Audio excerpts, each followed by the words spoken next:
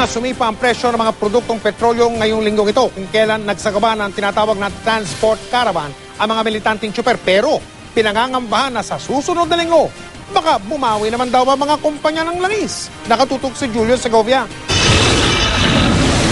Noong Lunes pa lang, sinasabi na ng Department of Energy na posible magkaroon ng 15 sentimo kada litrong taas presyo sa diesel at unleaded gasoline ngayong linggo.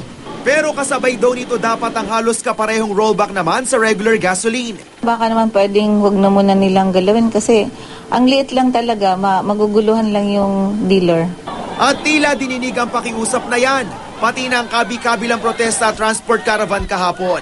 Hindi nagdagdag presyo sa diesel at unleaded ang mga oil company, pero hindi rin sila nag-rollback sa regular gasoline. Kinonfirm nila na hindi mo na sila gagalaw. Nagkataon lang.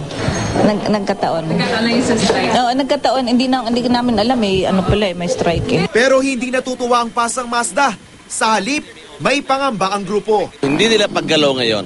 Maaari hindi lang sipa ang abutin ng transportasyon next week.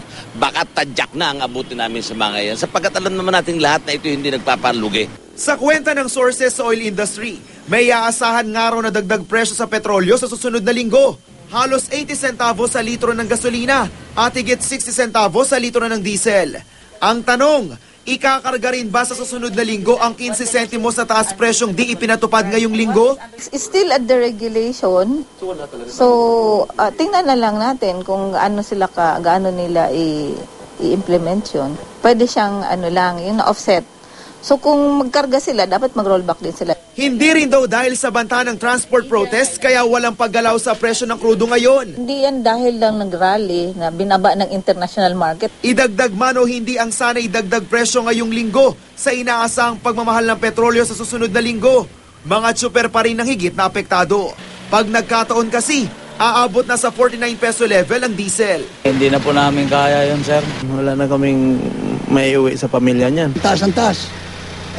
Bababa na konti, tataas ng malaki. Kulang yung 50 pag magkaroon ng dagdag na pamasahe 50. Di sapat yun. Kulang pa rin yun. Kaya mga kahit piso na lang siguro. Kaya kahit ibigay ang 50 centimo provisional fare increase sa susunod na linggo, isusulong pa rin ng mga tsuper na maging 10 piso ang minimum na pasahe sa jeep. Ang pisto naman, di raw titigil sa lingguhang pangangalampag. Ang grupong akto, lulusob naman daw sa kumpanya ng Big 3 sa Lunes. Julio Segovia, nakatutok, 24 oras.